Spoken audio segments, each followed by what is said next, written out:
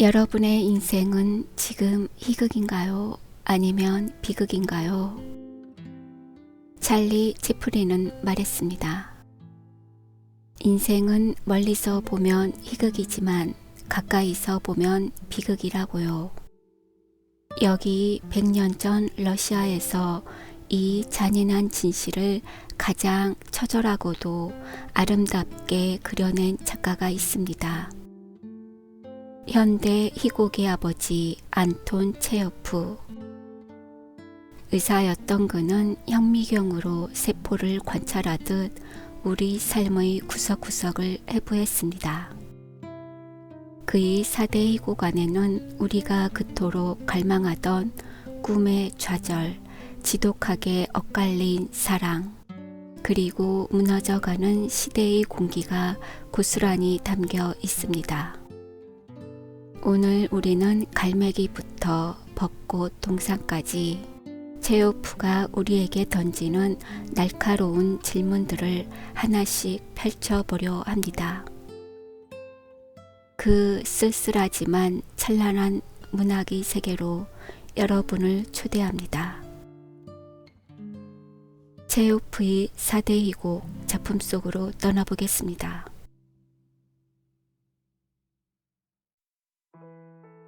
갈매기, 안톤 체호프의 4대 희곡 중 첫 번째로 꼽힙니다. 주요 등장인물입니다. 콘스탄틴 트레플로프, 주인공이며 새로운 형식의 영국을 꿈꾸는 작가 지망생입니다.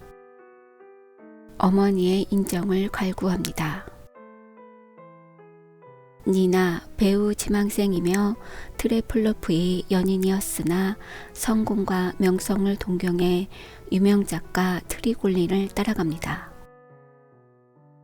아르카디나, 트레플로프의 어머니입니다. 허영심 많은 유명 배우이며 아들의 새로운 예술 시도를 무시합니다.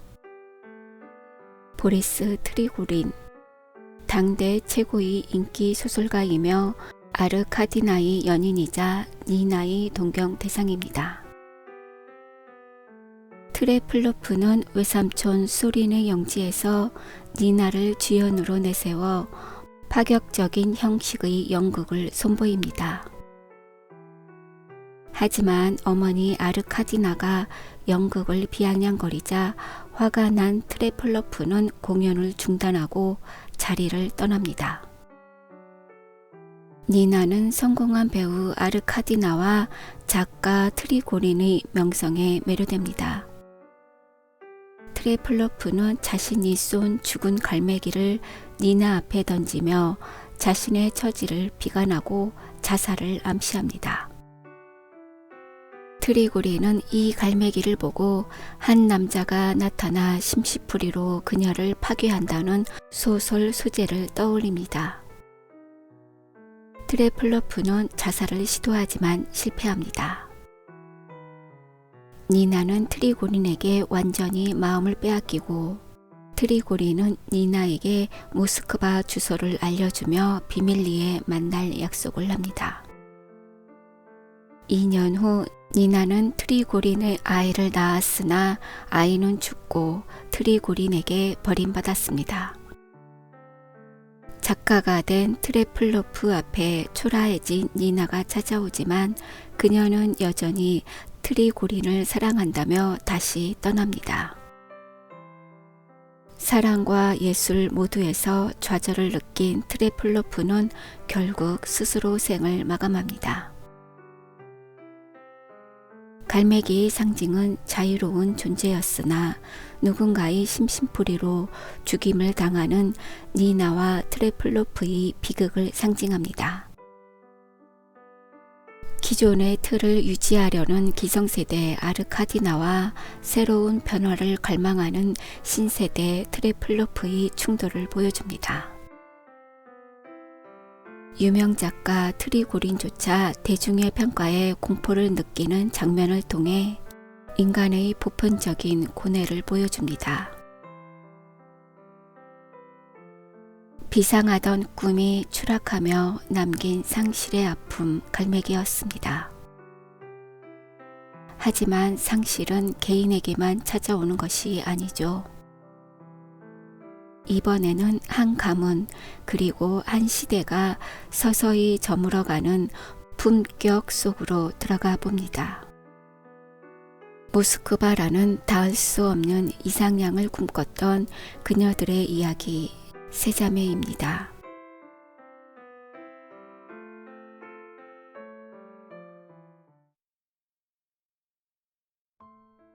이 작품은 모스크바로 가고 싶다라는 간절한 염원과 현실의 벽 사이에서 고통받는 인간의 모습을 아주 세밀하게 그린 작품입니다. 주요 등장인물입니다. 첫째, 올가, 고등학교 교사이며 세 자매 중 가장 책임감이 강하지만 지쳐 있습니다. 둘째, 마샤, 감수성이 예민하고 일찍 결혼했지만 무능한 남편에게 질려 군인 베르시니가 사랑에 빠집니다. 셋째, 이리나, 가장 순수하고 활기찹니다. 모스크바에 가면 인생이 바뀔 거라 믿습니다. 장남 안드레이, 학자가 꿈이었으나 도박에 빠지고 속물적인 아내 나타샤와 결혼해 집안을 몰락시킵니다. 아버지의 사망 일주기이자 이리나의 이름이 날 세 자매는 답답한 시골 도시를 벗어나 화려했던 과거의 상징인 모스크바로 돌아갈 꿈에 부풀어 있습니다. 이때 세련된 장교 베르시닌이 부임해 오며 생기가 돕니다. 시간이 흐른 뒤 안드레이의 아내 나타샤가 집안의 주도권을 쥐기 시작합니다. 세 자매는 여전히 모스크바로를 외치지만 현실은 시골의 권태로운 일상과 가난에 조금씩 잠식당합니다. 마을에 큰 불이 납니다. 혼란 속에서 세 자매의 갈등과 슬픔이 폭발합니다. 안드레이는 도박으로 집을 저당 잡혔고 나타샤는 집안 곳곳을 차지하며 자매들을 내쫓으려 합니다. 이리나는 사랑하지 않는 남자인 투겐바의 청혼을 받아들이기로 결심합니다. 군대가 마을을 떠나게 되어 마샤는 베르시니가 이별합니다. 설상가상으로 이리나와 결혼하기로 했던 투젠바흐는 결투 끝에 사망합니다. 모스크바행은 결국 좌절되고 세 자매는 서로를 부둥켜 안으며 그럼에도 살아가야 한다고 다짐하며 막이 내립니다. 핵심 포인트입니다. 모스크바의 상징은 작중 인물들에게 모스크바는 단순한 도시가 아니라 도달할 수 없는 이상향입니다. 우리 삶에서 로또 당첨되면, 시험 합격하면 같은 희망 고문을 시각화했습니다. 나타샤의 존재는 순수했던 집안이 속물적인 인물에 의해 어떻게 변질되는지 대비시켜줍니다. 우리는 살아야 합니다. 음악이 저렇게 즐겁게 울리고 있어요. 조금만 더 있으면 우리가 왜 사는지, 왜 고통을 받는지 알 수 있을 것 같아요. 가고 싶은 곳에 가지 못하는 고통보다 더 잔인한 건 내가 평생 바쳐온 헌신이 아무 의미 없었다는 걸 깨닫는 순간일지도 모릅니다.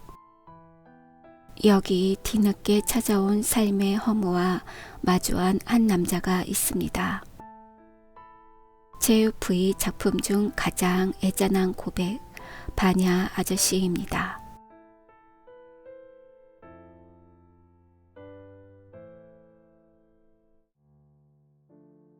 체우프의 작품 중 가장 인간적이고 애잔한 바냐 아저씨. 이 작품은 평생을 바쳐 뒷바라지한 대상이 허상이었음을 깨달았을 때의 허무함, 그리고 그럼에도 불구하고 견뎌야 하는 삶을 다룹니다. 주요 등장인물입니다. 바냐, 주인공이며 죽은 누이의 남편인 세레브라코프 교수를 위해 평생 영지를 관리하며 헌신했지만 뒤늦게 그가 무능한 속물임을 깨닫고 분노합니다. 세레브라코프, 퇴직한 누교수이며 권위적이고 자기중심적이며 젊고 아름다운 아내 엘레나와 함께 영지로 내려와 평화를 깨트립니다. 엘레나, 교수의 젊은 아내이며 그녀의 아름다움은 영지의 남자들 바냐와 아스트로프를 흔들어 놓지만 본인은 권태에 시달리고 있습니다. 쇼냐, 바냐의 조카이자 교수의 딸입니다. 못생긴 외모 때문에 고민하지만 가장 성실하고 신앙심 깊게 영지를 지킵니다. 아스트로프, 의사이자 환경보호론자입니다. 과로와 냉소에 빠져 있으며 엘레나에게 매혹됩니다. 도시에서 퇴직한 교수가 젊은 아내 엘레나와 함께 시골 영지로 내려오면서 평온하던 일상이 깨집니다. 바냐는 평생 교수에게 순금하기 위해 노예처럼 일한 자신의 삶이 헛수고였다는 생각에 괴로워합니다. 바냐는 엘레나를 사랑하지만 거절당하고 의사 아스트로프 역시 엘레나에게 추파를 던집니다. 정작 아스트로프를 짝사랑하는 소냐는 그 사실을 알면서도 말 못하고 속만 태웁니다. 아무도 서로 연결되지 못하는 지독한 짝사랑의 굴레입니다. 교수가 자신의 생활비를 마련하기 위해 조상 대대로 내려온 그리고 바냐와 쇼냐의 삶의 터전인 영지를 팔겠다고 선언합니다.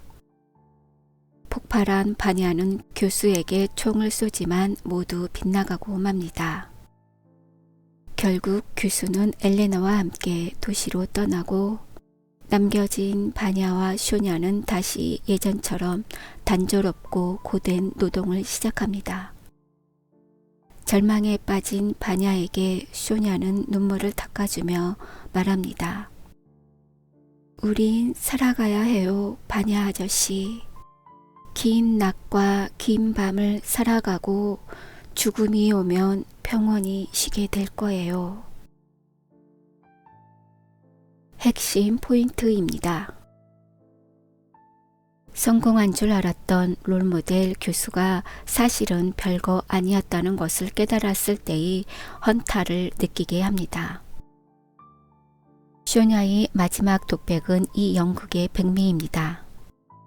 우린 쉬게 될 거예요 라는 대사는 체호프 문학의 정수를 보여줍니다. 아스트로프가 숲을 보존해야 한다고 주장하는 장면은 당시로선 매우 앞서간 환경주의적 시각입니다. 이 캐릭터의 독특한 매력입니다. 긴 밤을 견디고 나면 결국 쉼이 찾아올 거라 믿었던 바냐의 위로를 뒤로하고 이제 체호프의 마지막 유작으로 향합니다. 화려했던 과거의 벚꽃은 지고 그 자리에 도끼질 소리가 울려 퍼지는 시대의 교차점, 체호프 문학의 정점이라 불리는 벚꽃 동산입니다.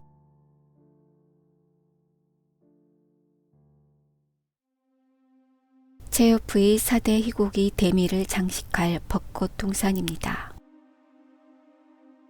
이 작품은 몰락해가는 귀족 계급과 새로 떠오른 신흥 자본가 계급의 교체를 벚꽃 동산이라는 아름다운 공간의 경매를 통해 보여줍니다.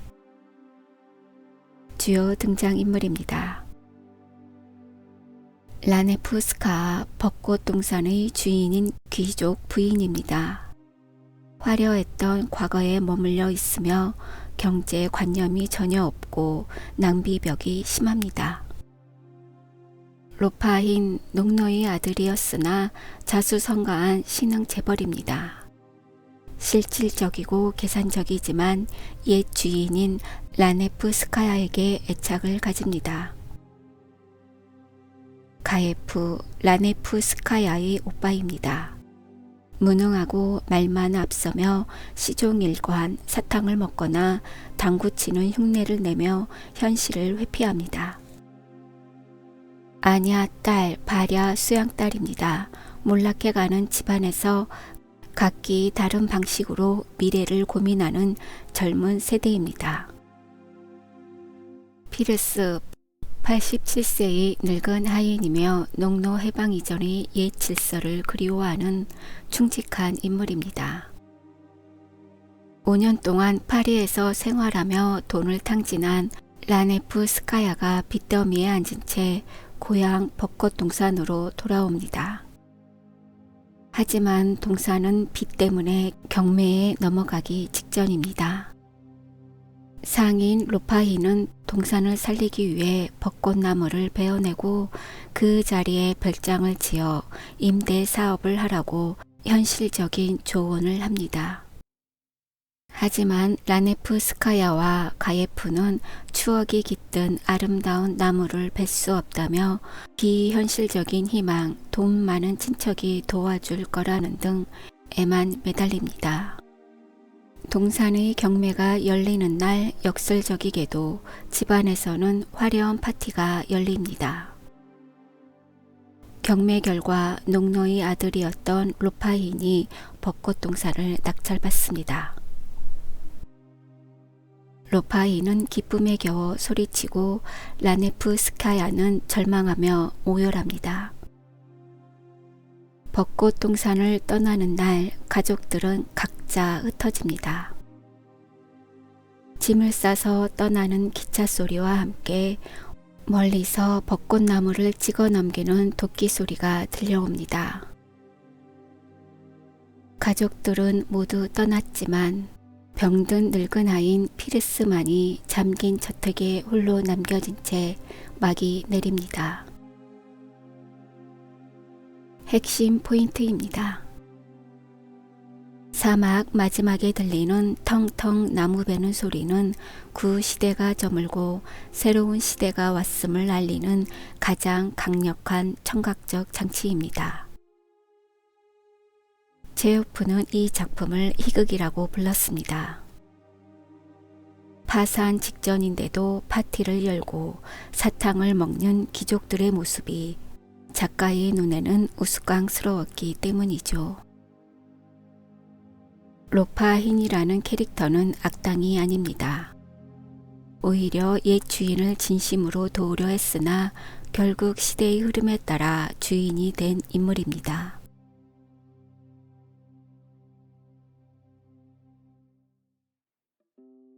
시대적 배경을 알아보겠습니다. 체호프의 4대 희곡이 쓰인 1890년대에서 1900년대 초반은 러시아 역사상 가장 불안하고 묘한 정적이 흐르던 시기입니다. 몰락하는 귀족과 떠오르는 자본가, 1861년 농노 해방령 이후 수백 년간 러시아를 지배하던 귀족 계급은 경제력을 잃고 몰락하기 시작합니다. 반면 과거 농노의 자식이었던 사람들이 장사로 돈을 벌어 새로운 권력으로 등장합니다. 이 주인의 교체가 가장 잘 드러난 작품이 바로 벚꽃 동산입니다. 지식인들의 무력감과 권태, 개혁은 더디고 사회는 부패했던 시절, 깨어있는 지식인들은 무언가 바꾸고 싶어 했지만 현실의 벽 앞에서 좌절했습니다. 체호프 작품 속 인물들이 늘 모스크바로 가고 싶다고 말만 하거나 술과 철학적인 수다에만 빠져 있는 이유는 당시 지식인들이 느꼈던 지독한 허무주의와 권태를 반영한 것입니다.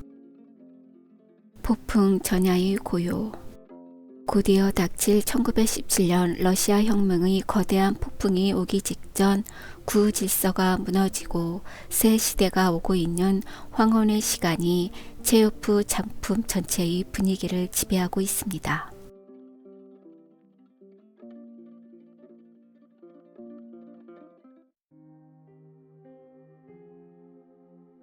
작가에 대해서 알아보겠습니다. 안톤 체오프는 단순히 글만 쓴 작가가 아니었습니다.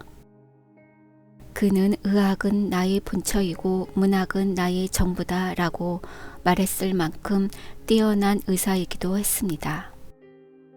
1860년 러시아 남주의 가난한 상점주인 아들로 태어났습니다. 조부모는 돈을 주고 자유를 산 농노 출신이었기에 그는 기족적인 뿌리가 아닌 민중의 밑바닥 삶을 누구보다 잘 이해하며 자랐습니다. 의사였던 그의 눈은 냉철했습니다. 화려한 수식어보다는 객관적이고 간결한 묘사를 즐겼습니다. 그는 독자에게 교훈을 주려 하기보다 있는 그대로의 삶을 현미경처럼 보여주고 자, 이게 인간의 삶입니다. 어떻게 생각하시나요? 라고 질문을 던지는 작가였습니다.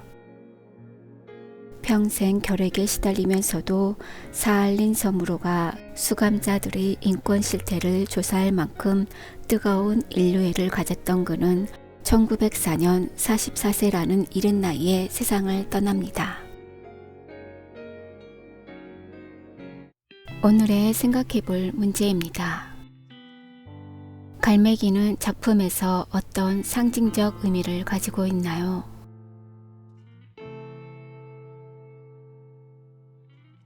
트레플로프와 트리고리는 예술관에서 어떻게 대비되고 있나요? 이 작품이 당시 러시아 사회를 어떻게 반영하고 있다고 생각하나요?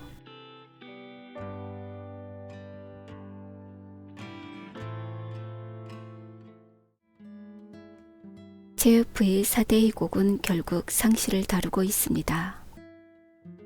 죽어버린 갈매기, 갈 수 없는 모스크바, 헛된 열정의 반야, 그리고 베어져 나가는 벚꽃 나무까지.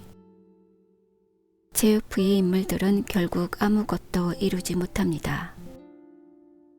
사랑은 실패하고 꿈꾸던 곳에 가지 못하며 소중한 동산은 팔려 나가죠. 하지만 체오프는 그 절망의 끝에서 우리에게 속삭입니다. 그럼에도 불구하고 우리는 살아가야 한다고요. 상실을 견디며 묵묵히 오늘을 살아내는 것, 그것이 체오프가 발견한 인간의 가장 위대한 모습이 아닐까요? 오늘 준비한 체오프의 이야기가 어떻게 여러분의 삶에 작은 위로가 되었길 바랍니다. 저는 또 다른 깊이 있는 이야기로 돌아오겠습니다.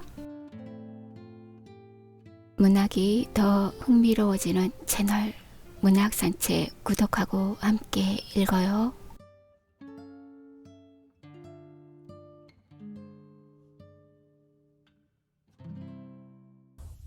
구독, 좋아요 부탁드려요.